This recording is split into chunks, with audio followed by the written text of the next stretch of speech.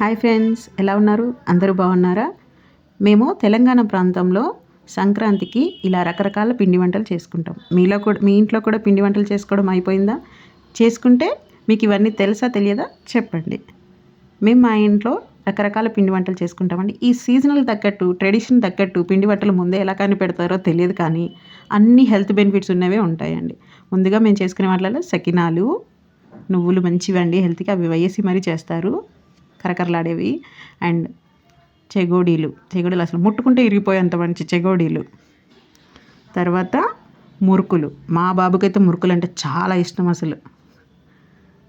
ఓడప్పలు, బిల్లలు, గారెలు, పప్పు గారెలు రకరకాలుగా పిలుస్తారండి వీటిని.